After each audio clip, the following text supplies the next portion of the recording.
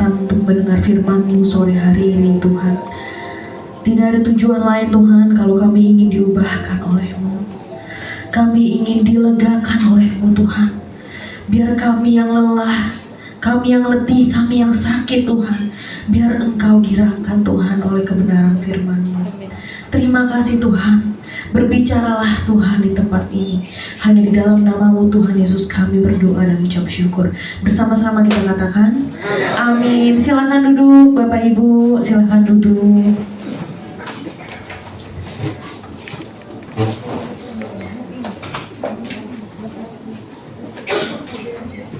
Oke, shalom Bapak Ibu. Shalom. Saya bersyukur diberikan kesempatan untuk sharing di tempat ini, memberitakan firman Tuhan di tempat ini. Terima kasih untuk Bapak Ibu Birawa, terima kasih untuk kesempatannya. Sebelum saya memberitakan firman Tuhan, mungkin Bapak Ibu ada yang belum kenal saya di tempat ini. Nama saya Stephanie Erastus, Bapak Ibu. Nama saya Stephanie Erastus. Mungkin Bapak Ibu kenalnya papa mama saya ya, karena beberapa kali katanya udah pernah kesini ya. Jadi saya anak dari Pak Erastus Sabdono dan Ibu Suharni Erastus.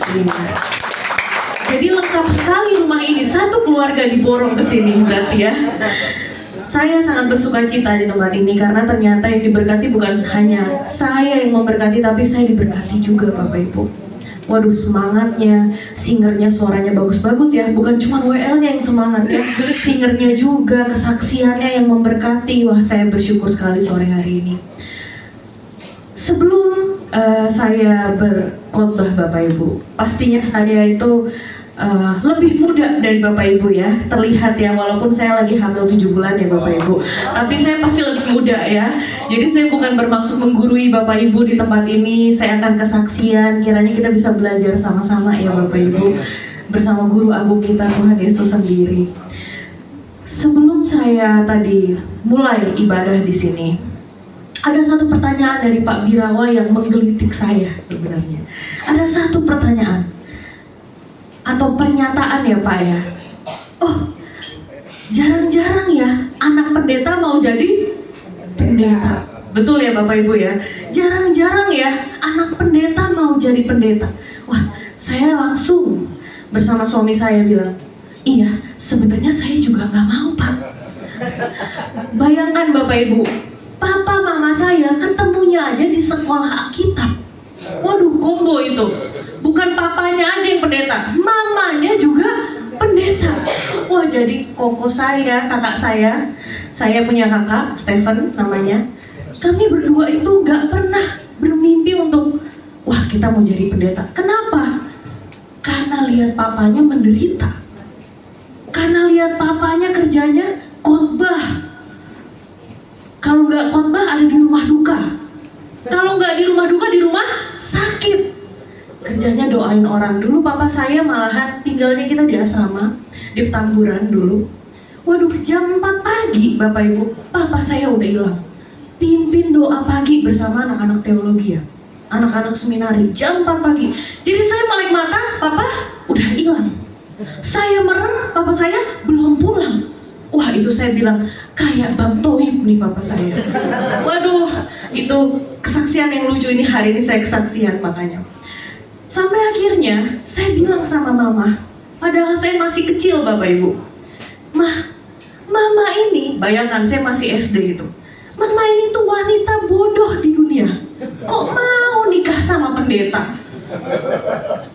Fanny punya 2 syarat mama. Pertama, gak mau jadi pendeta. Kedua, gak mau nikah sama pendeta. Hari ini saya telan dua-duanya. Saya jadi pendeta, suami saya pendeta juga. Aduh, kesaksian emang hidup ini. Saya gak pernah Bapak Ibu bermimpi atau menginginkan untuk jadi pendeta. Dan hebatnya orang tua saya, papa mama saya, mereka pun tidak pernah memaksa saya untuk jadi pendeta. Tidak pernah. Mama saya selalu bilang, Fanny, ikut kemana Tuhan mau kamu pergi. Kamu gak harus nak jadi pendeta kayak papa anaknya harus jadi pendeta. Gak perlu. Kamu dengar suara Tuhan. Kamu dengar suara Tuhan. Aku masih bilang ya, saya masih bilang, gak mungkin jadi pendeta, gak mungkin, gak mau. Saya bilang, apalagi kakak saya, laki-laki, lebih tua dari saya. Waduh, dia kan anak musik ya. Jadi sama-sama berdua, saya dan kakak saya tuh musisi. Kita sama-sama pengarang lagu, sama-sama penyanyi, sama-sama bisa main piano. Jadi kerjanya kita tuh musik. Jadi kita dari kecil berpikir akan jadi musisi, akan jadi musisi. Kakak saya udah kuliah duluan di UPH, dia sarjana musik. Ternyata dia juga kecemplungnya di teologi akhirnya. Saya udah dapat beasiswa juga, mau masuk musik, tiba-tiba belok juga akhirnya ke teologi juga. Waduh, tanpa paksaan, tanpa papa mama saya bilang, Fanny, Stefan, masuk jadi pendeta. Nggak ada Bapak Ibu, nggak ada. Satu hal yang membuat saya itu susah. Mengapa anak pendeta tuh gak pengen jadi pendeta? Karena apa Bapak Ibu? Bebannya, betul nggak? Bebannya. Dulu kalau katanya anak pendeta kegendutan makan berkat jemaat, kekurusan gak diberkati Tuhan.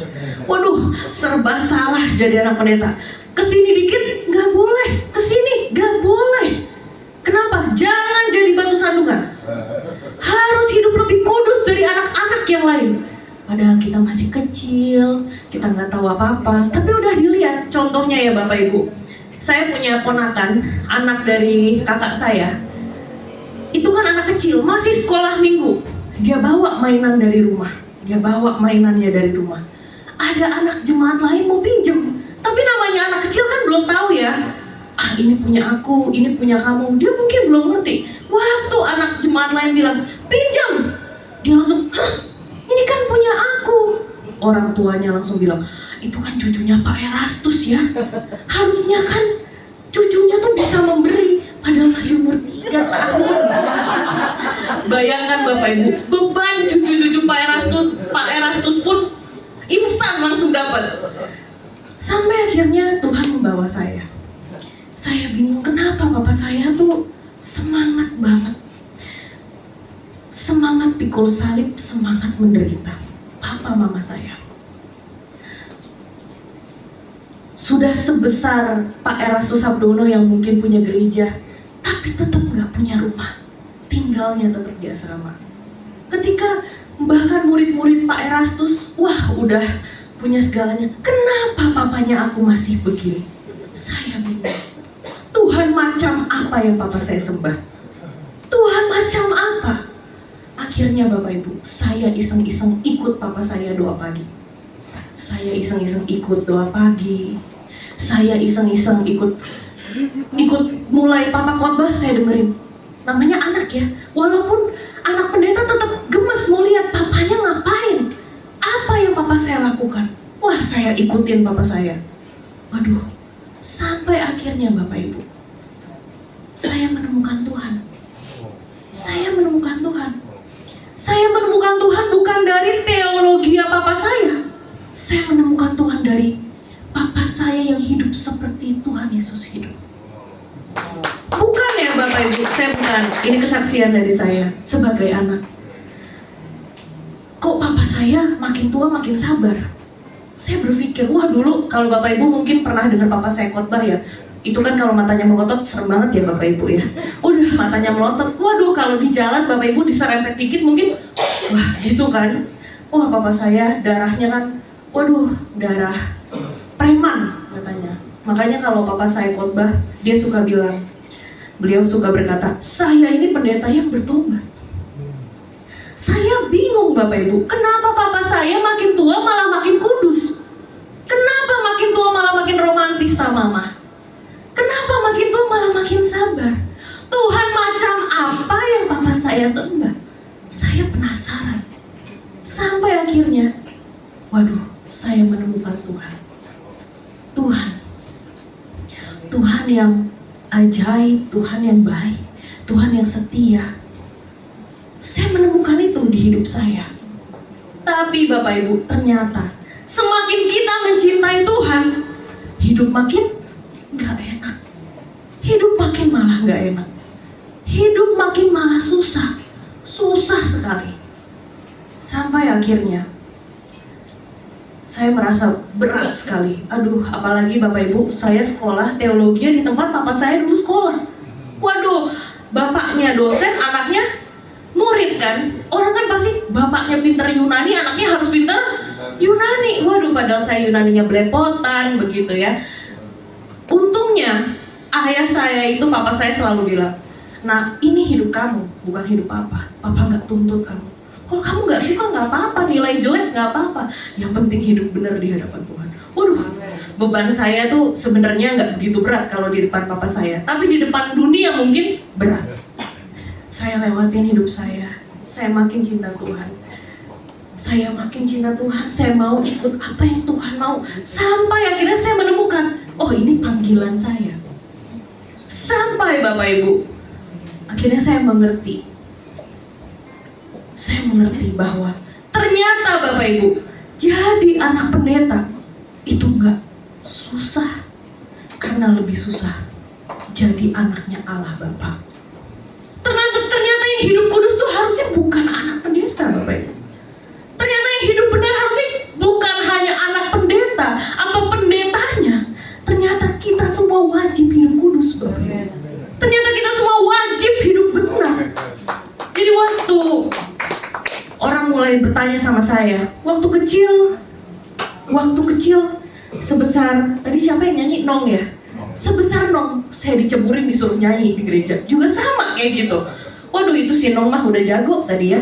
Nyanyi mah kuat. Dulu saya, mic-nya gini Bu. Waduh, dibiarin sama mama saya. Waktu kecil ditanya, Fani jadi anak pendeta enak gak? Enggak mau gitu. Hari ini saya bisa bilang, jadi anak Allah Bapa ternyata lebih susah dan dibandingkan jadi anak pendeta. Ternyata di pundak kita Bapak Ibu itu ada nama Yesus, ada nama Tuhan yang harus dijaga. Jadi ternyata menjaga nama baik papa saya, jadi anaknya mamis, itu bukan segalanya. Tapi kalau kita menjaga nama Tuhan di dalam hidup kita, kita udah jaga nama baik orang tua kita. Bapak Ibu, ternyata itu ada harusnya di dalam hidup kita. Siapapun kita Bapak Ibu, ada nama Tuhan di pundak kita yang kita perjuangkan. Apa yang kita lakukan, apa yang kita ucapkan, apa yang kita lakukan, apakah udah seturut dengan apa yang Tuhan inginkan. Waduh, waktu saya menemukan kebenaran ini, rasanya jadi anak Pak Eras bukan apa-apa. Karena kerjanya saya cuma berpikir gimana cara Tuhan senang, bagaimana cara Tuhan disenangkan. Nah, kalau kita Bapak Ibu mengaku kita anak Bapa, kita Kristen, kita pengikut Kristus, harusnya nama Bapa yang kita bawa, kelakuan Bapa yang kita bawa, keagungannya yang kita bawa, kelemah lembutannya yang kita bawa. Baru kita benar-benar Kristen.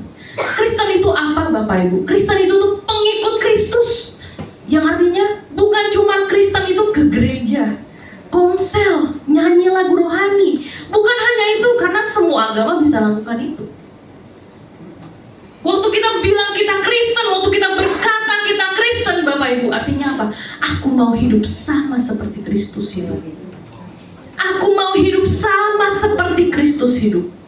Waduh, waktu kita mulai berkomitmen Bapak Ibu, aku mau hidup sama seperti Kristus hidup, hari itu juga mungkin Bapak Ibu kita digebukin sama Tuhan. Betul nggak? Pernah nggak Bapak Ibu setelah doa, setelah nyanyi sungguh-sungguh, setelah angkat tangan, hidup malah nggak makin mudah? Hidup nggak makin mudah. Makanya berbeda sekali Bapak Ibu, agama dan iman itu berbeda. Agama dan iman itu berbeda. Agama itu sistem yang mengatur tata keimanan. Makanya di agama ada pendeta, ada liturgi, ada gedungnya. Tapi kalau kita berbicara tentang keimanan, kepercayaan, wah itu bukan tentang seberapa banyak kita datang ke gereja, tapi apa? Seberapa kita percaya pada Tuhan. Dan percaya kepada Tuhan Itu bukan ketika kita percaya, bukan hanya kita percaya Tuhan baik, Tuhan ajaib. Percaya itu Bapak Ibu, ketika kita menyerahkan diri kepada objek yang kita percayai. Ketika kita memberikan seluruh hidup kita kepada objek yang kita percayai, itu percaya Bapak Ibu. Makanya kita nggak boleh Bapak Ibu terlena. Saya masih muda pasti Bapak Ibu. Asam garam dunia di hidup saya itu masih sangat sedikit Bapak Ibu. Tapi jangan sampai Bapak Ibu kita itu terlena dengan keajaiban Tuhan, kebaikan Tuhan yang dahsyat, tapi kita tidak menyerahkan diri kita seutuhnya ke tangan Tuhan. Kita tidak menyerahkan seluruh rencana kita kepada rencananya. Waduh, padahal Kristen yang sesungguhnya Bapak Ibu, waktu kita hidup sama seperti Kristus hidup. Waktu kita mau hidup sesuai rencananya, kita hidup sesuai perjalanannya, itu baru benar-benar Kristen. Makanya siapapun kita, mau saya anak pendeta, siapapun kita di tempat ini, hanya satu yang harus kita pikirkan, apakah Tuhan disenangkan lewat hidup kita? Apakah Tuhan disenangkan lewat hidup kita? Hari ini lagu-lagunya pas banget sama khotbah saya tadi, hatiku percaya. Karena hari ini saya mau sharing kesaksian tentang percaya Bapak Ibu. Hatiku percaya, percaya itu dalam bahasa asli artinya pisteuo. Dalam bahasa aslinya pisteuo, yang artinya percaya, beriman, mempercayai, menaruh kepercayaan kepada seseorang atau sesuatu. Di sini bukan hanya beriman, itu bukan hanya ketika kita mengandalkan Tuhan, tapi ketika kita taat, kita berkomitmen, menaruh kepercayaan. Dan yang paling saya suka kalimatnya apa? Menyerahkan diri. Menyerahkan diri. Karena orang yang tidak menyerahkan diri ke tangan Tuhan, yang mau hidupnya untuk dirinya sendiri, selamanya dia nggak akan hidup untuk Tuhan. Mau dia pendeta, mau dia pelayan gereja, mau gerejanya sebesar apa, ketika dia melayani dirinya sendiri, dia tidak melayani Tuhan. Karena orang itu harus mati untuk Tuhan. Mati untuk Tuhan. Mati apanya sih Ibu Bapak? Mati kedagingannya, mati keinginannya, mengosongkan diri. Makanya Bapak Ibu, saya kira ikut Tuhan itu makin asik, ya, makin enak gitu. Ternyata di umur saya yang muda ini, saya udah mulai bilang, aduh Tuhan, susah bener ikut Tuhan. Padahal masih umurnya, masih muda banget, tapi masih aduh Tuhan, kenapa susah? Karena saya harus meninggalkan keinginan saya, keegoisan saya, keakuan saya, dan hidup seperti apa yang Tuhan inginkan di dalam hidup saya. Saya baru menikah 1 tahun, hampir 2 tahun. Pak Birawa dan Ibu datang waktu itu, tahun lalu, tepatnya 3 Februari. Saya baru berpikir belakangan ini Bapak Ibu. Jadi saya cerita lagi, kalau saya ketemu sama suami saya ini di sekolah Alkitab. Dia lebih tua dari saya, tapi dia murid saya di teologi. Karena saya lulus duluan. Jadi lucu ya Bapak Ibu, murid dan dosen begitu ya Bapak Ibu ya. Seperti cerita mama bapak saya. Jadi saya ketemu sama suami saya di sekolah teologi yang sekolahnya itu papa saya bangun di Ekumene.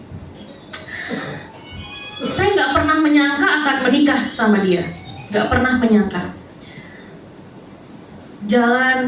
Berjalannya waktu, sampai akhirnya Tuhan mempertemukan kita. Dan saya entah kenapa Tuhan tuh kayaknya, saya nggak berani ya sama papa saya ya. Papa saya kan mukanya aja udah galak banget gitu ya.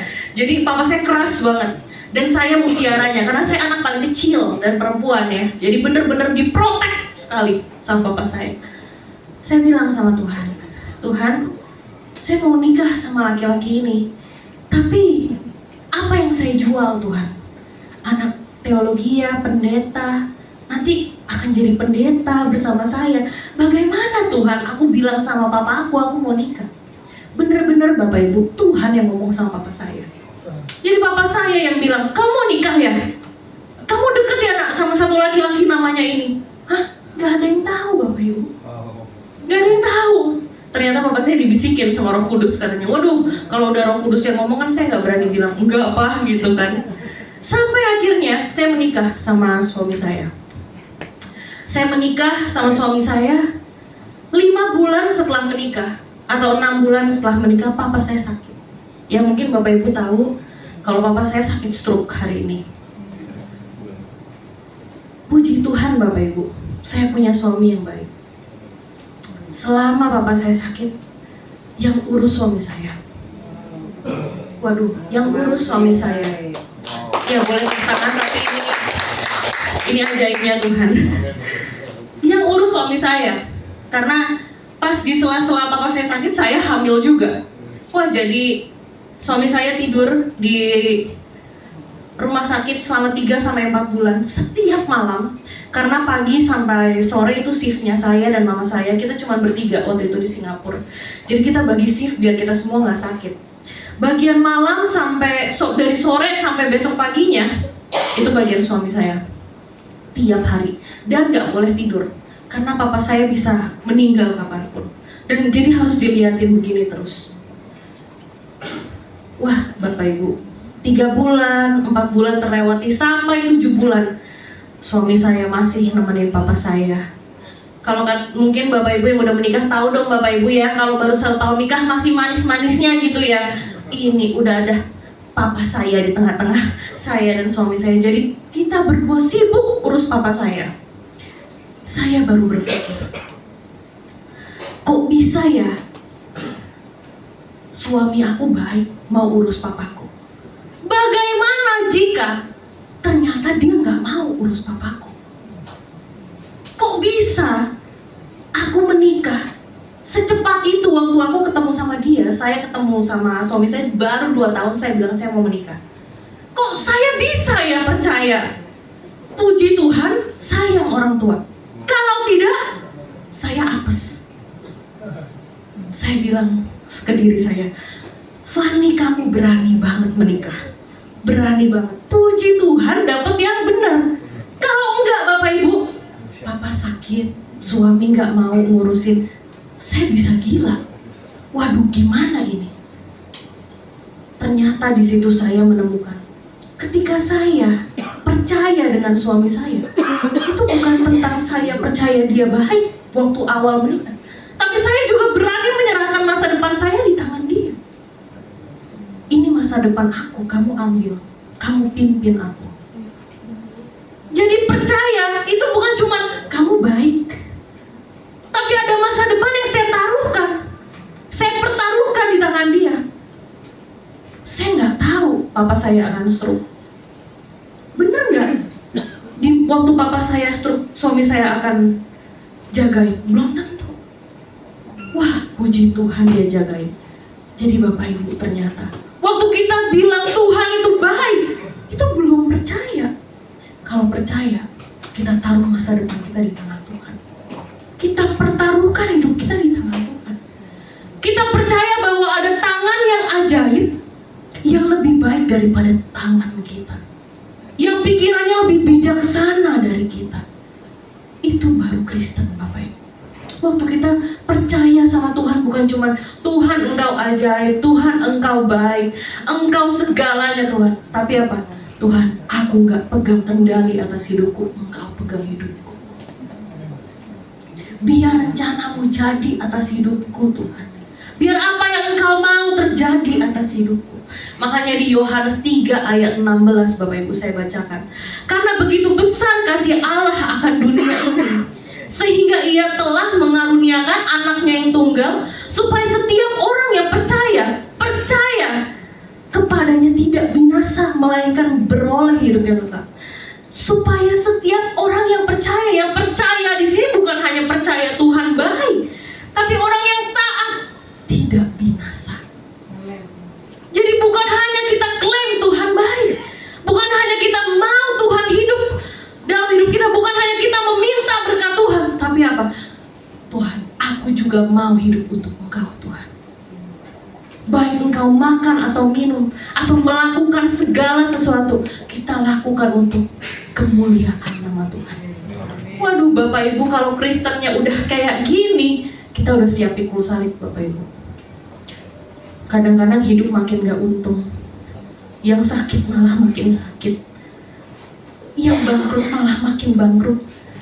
Di sini kalau ada anak-anak muda ya, saya lihat ada anak-anak muda yang jomblo makin jomblo gitu ya.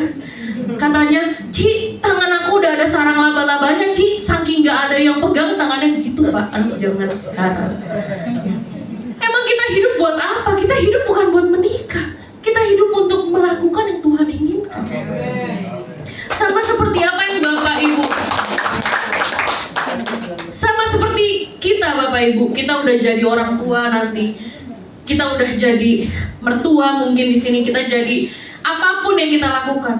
Yang kita lakukan bukan hanya untuk memperkaya diri kita, bukan hanya untuk mengambil sebanyak-banyaknya harta untuk cucu kita, tapi apa yang Tuhan mau lewat ini semua? Apa yang Tuhan mau? Sebaliknya Bapak Ibu, kalau hidup kita malah makin drop, usaha makin gak untung, rumah tangga malah makin hancur mungkin, kita juga harus tanya, apa Tuhan? Apa yang kau inginkan terjadi di dalam hidup? Waduh Bapak Ibu, kita baru bisa rasain indahnya ikut Tuhan ketika hidup kita taruh di tangan Tuhan. Bukan hanya dalam keadaan baik, bukan hanya waktu kita dalam keadaan yang melimpah, tapi waktu kita tidak punya apa-apa, kita bilang Tuhan tetap baik. Katanya iman yang hebat itu iman yang memindahkan gunung. Tapi ada Bapak Ibu yang lebih hebat. Kalau gunungnya pindah pun kita tetap beriman. Kalau gunungnya tidak pindah pun kita tetap beriman. Makanya mengasihi Tuhan, percaya sama Tuhan, itu waktu kita tahu Tuhan itu selalu menjaga hidup kita walaupun hidup kita terseok-seok. Itu baru benar-benar merdeka. Itu baru benar-benar merdeka. Kenapa Bapak Ibu? Karena kita merdeka bersama Tuhan. Kita nggak dibelenggu sama apapun. Kita tidak dibelenggu sama keinginan kita, keegoisan kita, keinginan kita yang sebenarnya Tuhan juga bilang, ya ampun nak, hal-hal itu nggak bikin kamu masuk surga. Jadi kadang-kadang kita berpikir merdeka itu waktu kita udah punya segalanya, Tuhan memberkati kita, padahal kita terbelenggu sama harta. Kita sama aja belum merdeka Bapak Ibu. Kita tuh merdeka waktu Tuhan jadi satu-satunya harta kita. Kita itu merdeka waktu Tuhan jadi satu-satunya kelegaan di hidup kita. Wah, jadi kalau kita miskin boleh, kaya boleh, hancur boleh, sukses boleh, merdeka Bapak Ibu. Jadi hari ini kalau misalkan kita masih nangis sama sesuatu, waduh, saya sih bisa ngomong gini karena saya mungkin air matanya belum sebanyak Bapak Ibu ya. Ya, jadi air mata saya mungkin masih dikit. Tapi saya pastikan Bapak Ibu bisa menangis bersama Tuhan dan merasakan kemerdekaan ketika Tuhan benar-benar menjadi satu-satunya pilihan di hidup kita. Jadi baik engkau makan atau minum atau melakukan segala sesuatu, lakukan untuk kemuliaan nama Tuhan. Apapun itu. Tadi sebelum saya kesini, tiba-tiba di jalan saya keinget satu lagu. Bapak boleh bantuin saya ya Pak? Saya mau nyanyi sekarang. Ada satu lagu ya yang itu di mana ya Pak? D ya? Oh di E kayaknya Pak. Oh di G Pak, G coba. Apa yang kau alami kini mungkin tak dapat engkau mengerti. Satu hal tanamkan di hati, indah semua yang Tuhan beri. Katakan Tuhan, Tuhanmu tak akan memberi ulang merajuk pada yang minta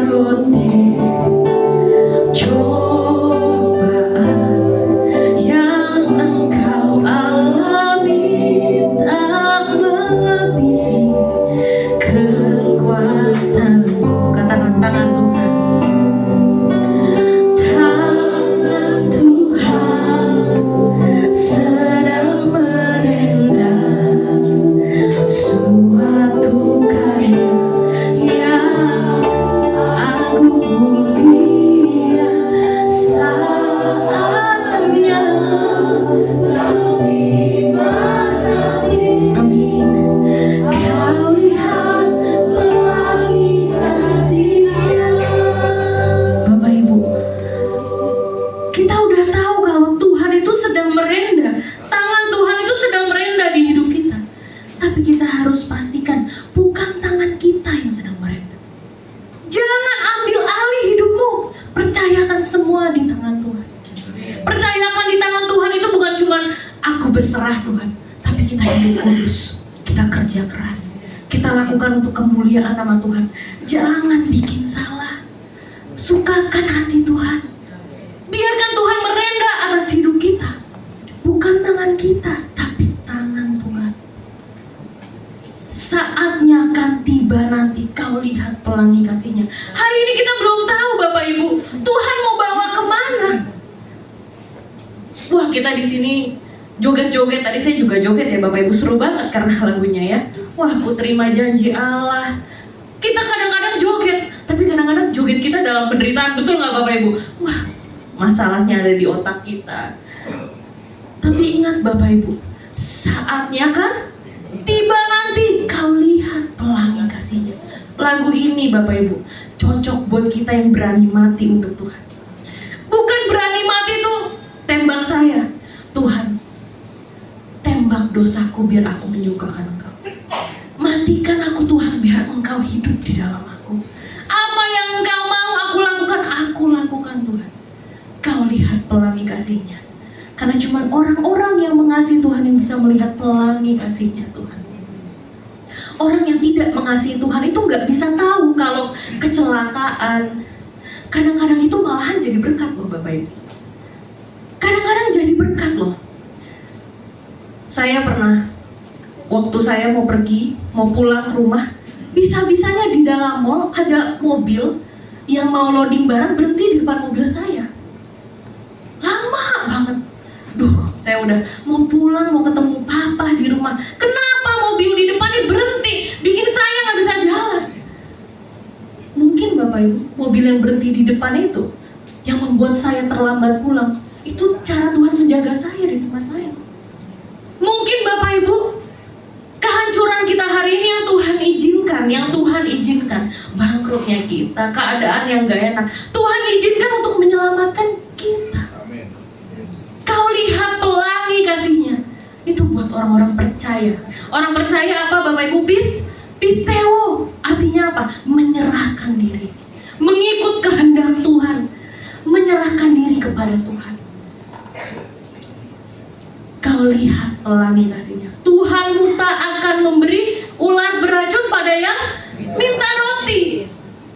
Tapi kadang Bapak Ibu, karena kita nggak kenal Tuhan kita nggak deket sama Tuhan, kita kira ular beracun itu dikasih sama kita. Padahal Tuhan lagi kasih roti, tapi mungkin rotinya di mulut kita, aduh kenapa begini Tuhan? Padahal sehat buat tubuh kita.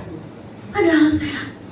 Jadi Bapak Ibu, betapa pentingnya untuk kita ngerti bahwa Kristen itu tidak cukup untuk pergi ke gereja saja, nyanyi saja, atau kita puas dengan pelayanan kita.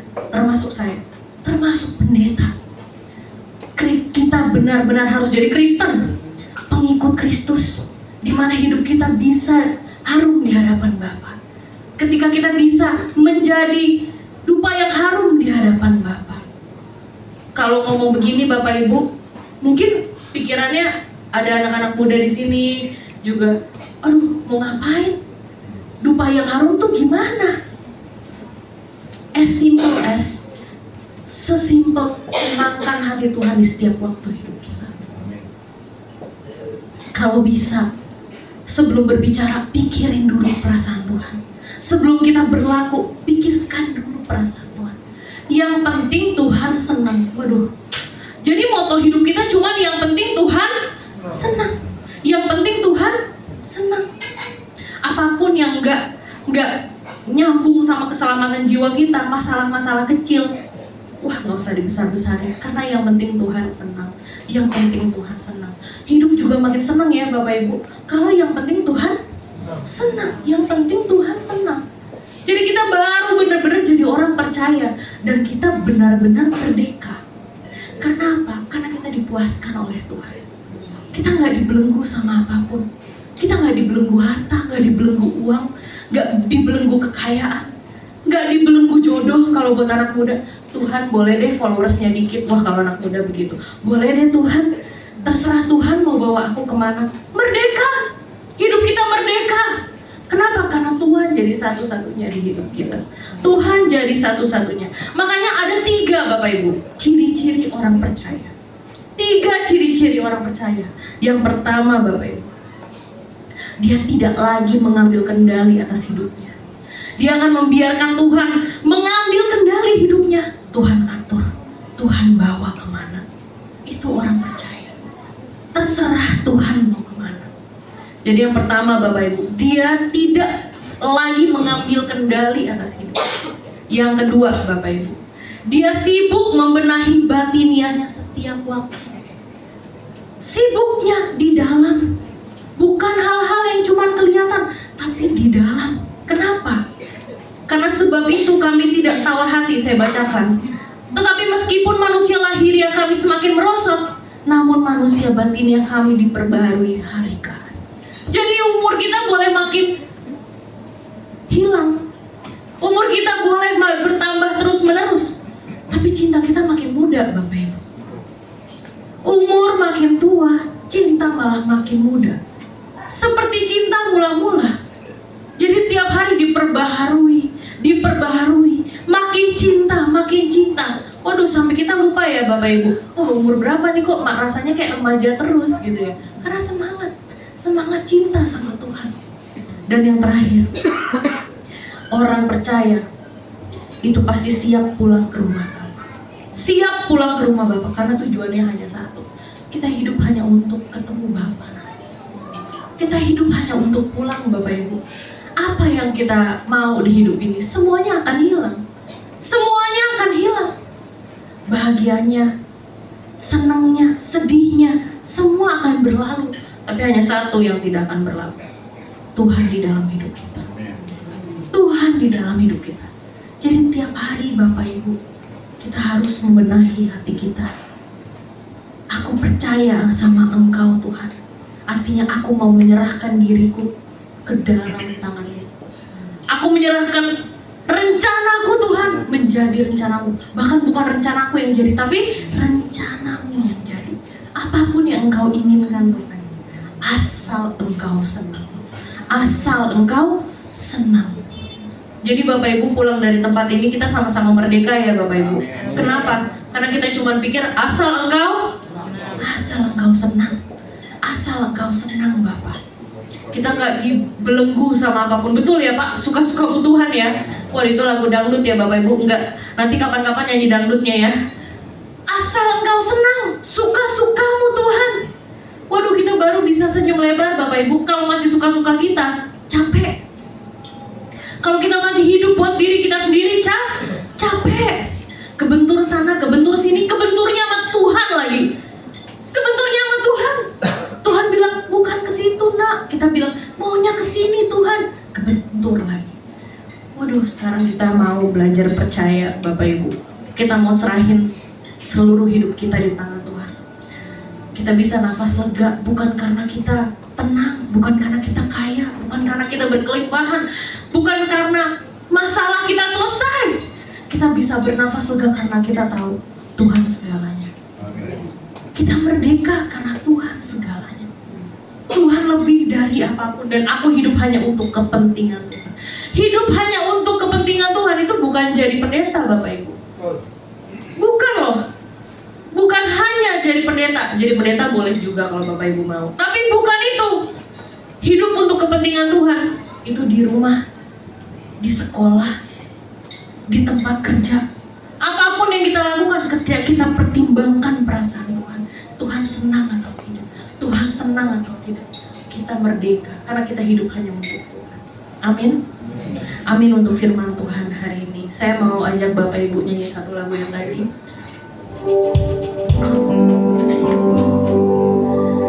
Apa yang kau alami kini mungkinlah dapat engkau mengerti satu hal, tanamkan di hati indah semua yang Tuhan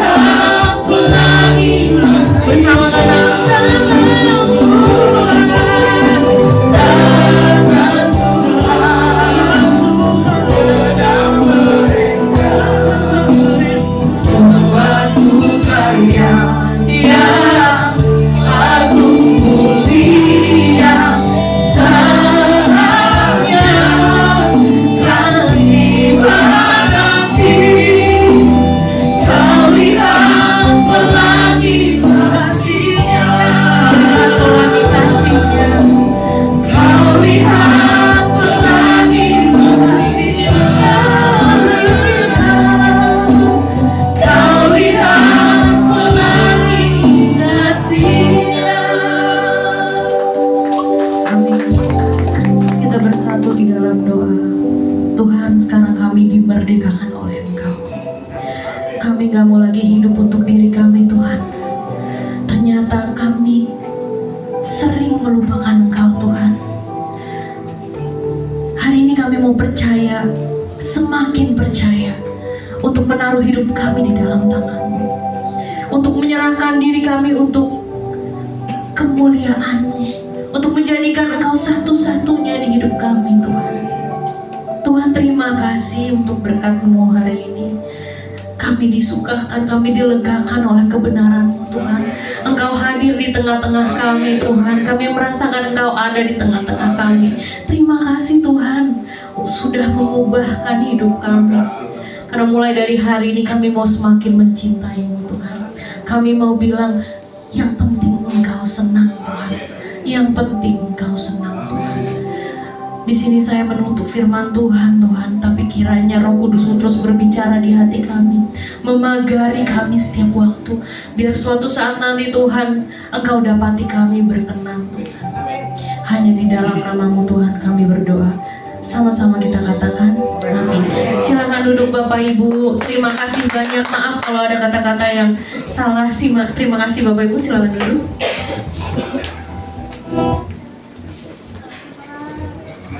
Puji Tuhan, terima kasih Ibu Pastor Stefani Erastus untuk pelayanannya. Tuhan Yesus memberkati. Biarlah kita menjadi terang dimanapun kita berada, dan kita selalu menyenangkan hati Tuhan.